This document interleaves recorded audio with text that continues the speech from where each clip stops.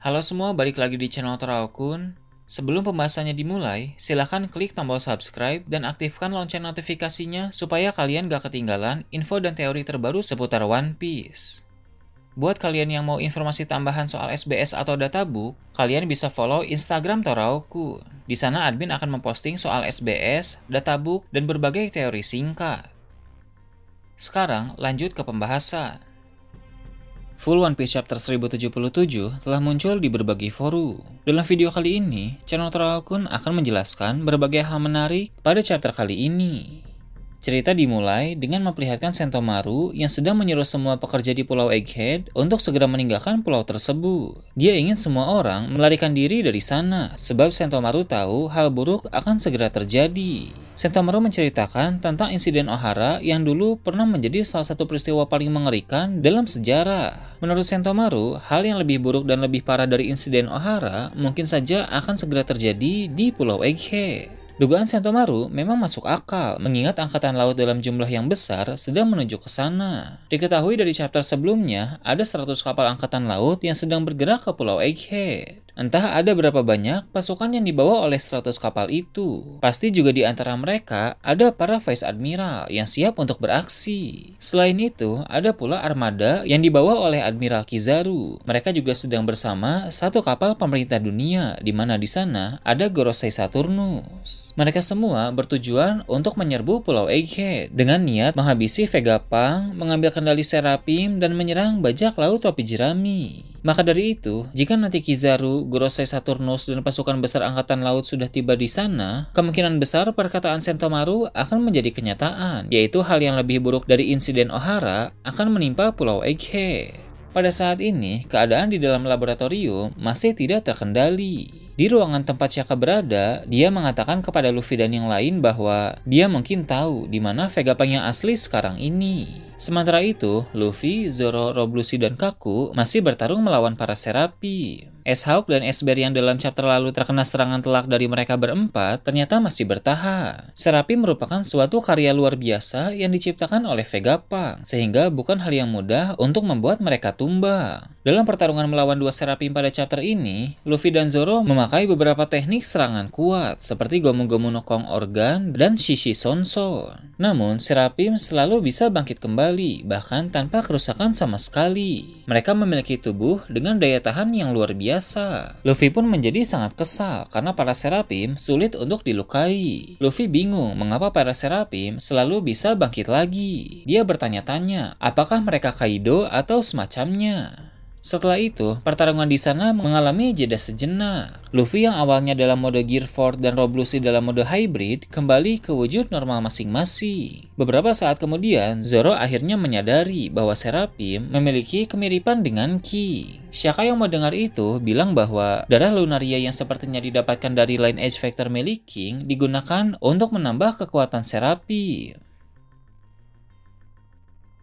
Dulu, King saat masih berusia remaja memang pernah ditangkap dan dijadikan objek penelitian oleh pihak pemerintah dunia. Tak heran Vegapunk bisa mengambil Line Edge Factor milik King dan memakai itu ke dalam penemuannya. Dengan begitu, Serapim yang diciptakan oleh Vegapunk memiliki ciri fisik ras Lunaria dan tubuh mereka pun sangat tangguh sebab ras Lunaria dikenal memiliki tubuh yang sangat tangguh. Usai Shaka menjelaskan bahwa darah Lunaria memang dipakai dalam penciptaan Serapim, Shaka pun keluar dari ruangan dengan tujuan untuk mencari Vegapunk yang asli. Seperti yang Shaka bilang tadi, dia kemungkinan besar tahu di mana tempat Vegapunk berada. Sementara itu, di dalam ruangan Zoro menjelaskan tentang kelemahan dari King atau ras Lunaria. Sebab kelemahan itu kemungkinan besar dimiliki juga oleh para Serapim. Zoro bilang perhatikan api yang ada di punggung mereka. Saat apinya padam, maka itu adalah kesempatan untuk melancarkan serangan kepada mereka. Sedangkan saat apinya menyala, maka mereka akan sulit sekali untuk dikalahkan. Mendengar itu, Rob Lucci pun bilang bahwa setidaknya sekarang mereka sudah tahu bagaimana cara yang tepat untuk melawan para Serapim. Lalu, Zoro kembali berbicara dengan bilang bahwa sayap hitam, rambut putih, kulit coklat, dan api di punggung memang tidak salah lagi. Itu adalah karakteristik khusus dari Ki. Luffy, Rob Lucci, dan Kaku pun menanggapi Zoro dengan berkata bahwa harusnya Zoro menyadari itu lebih cepat. Setelah itu, pertarungan Luffy, Zoro, Rob Lucci, dan Kaku melawan dua Seraphim terus berlanjut. Pertarungan pasti akan berbeda dari sebelumnya karena mereka berempat telah mengetahui kelemahan para Seraphim.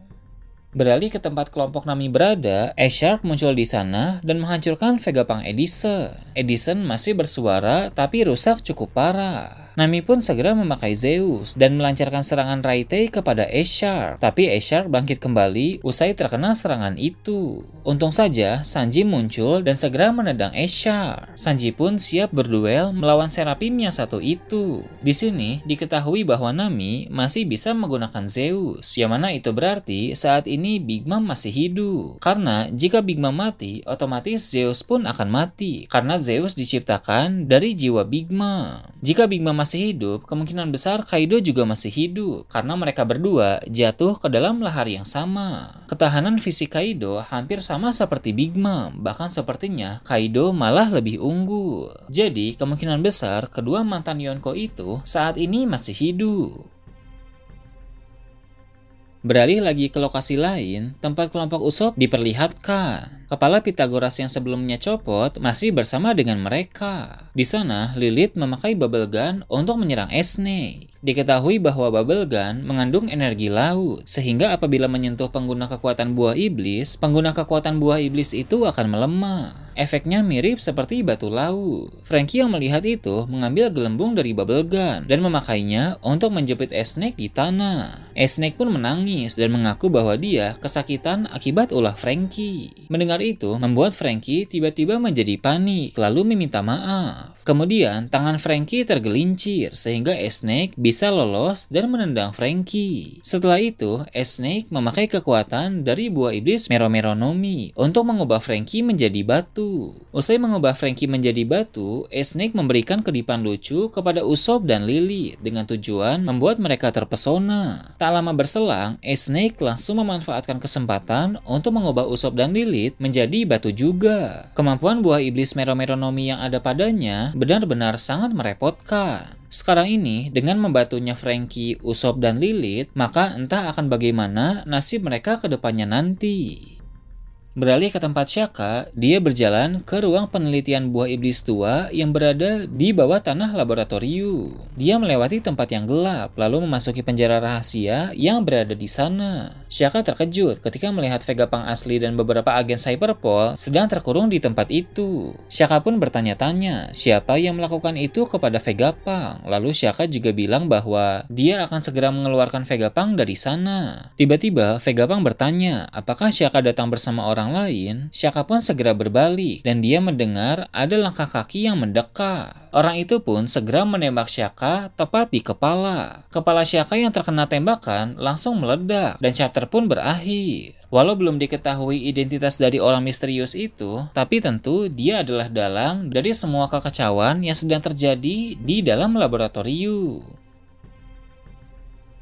Nah itu tadi berbagai hal menarik pada chapter 1077. Gimana menurut kalian? Silahkan tulis di kolom komentar di bawah. Oke, segitu aja untuk pembahasan kali ini. Jangan lupa like, share, dan subscribe untuk video menarik selanjutnya. Gue Toraukun, Shambles.